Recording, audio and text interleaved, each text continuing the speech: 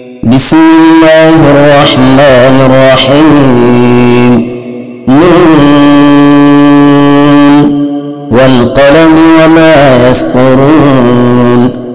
ما أنت بنعمة ربك بمجنون، وإن لك لأجرا غير ممنون، وإنك لعلى خلق عظيم. فستبصر ويبصرون بأيكم المفتون. إن ربك هو أعلم بمن ضل عن سبيله وهو أعلم بالمهتدين. فلا تطع المكذبين، ودوا لو تدهن فيدهنون. ولا تطع كل حلاف مهين هماز مشاء بنميم مناع للخير معتد أثيم عتل بعد ذلك زنيم أن كان ذا مال وبنين. إذا تتلى عليه آياتنا قال أساطير الأولين. سنسمه على الخرطوم. إنا بلوناهم كما بلونا أصحاب الجنة إذ أقسموا ليصرمنها مصبحين ولا يستثنون.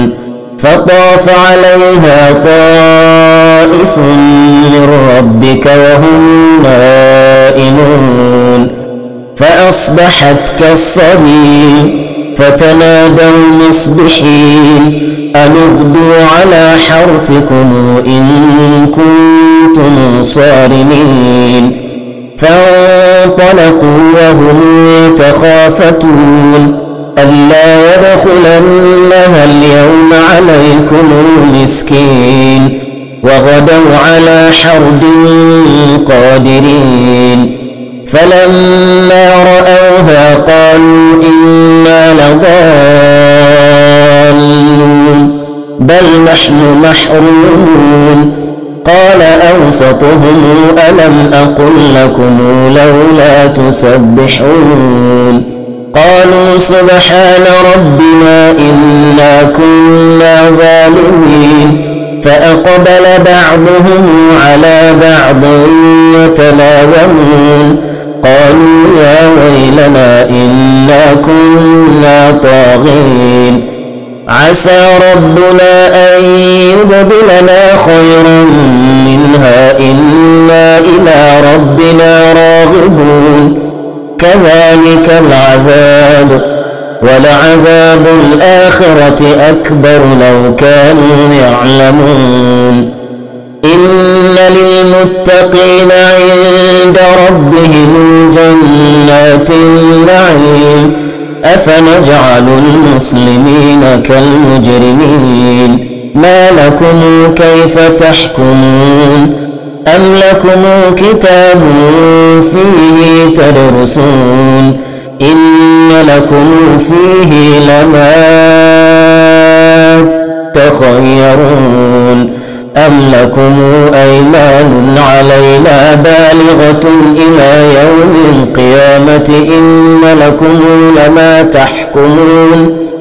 سلهم أيهم بذلك زعيم.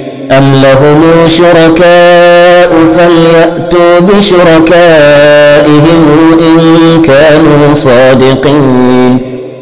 يوم يكشف عن ساق ويدعون إلى السجود فلا يستطيعون.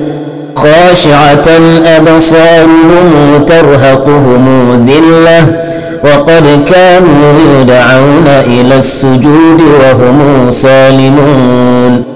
فذرني ومن يكذب بهذا الحديث سنستدرجهم من حيث لا يعلمون. وأملي لهم إن كيدي متين.